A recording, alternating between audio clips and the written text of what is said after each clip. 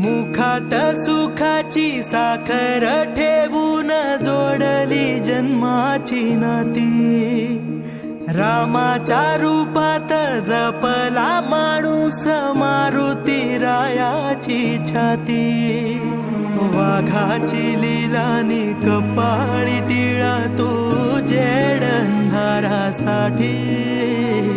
भनक भीतीची नवती भवती आभाळ रे माझ्या पाठी। देऊन किनारा मनाच्या होडीचा सारंग हरवला माझा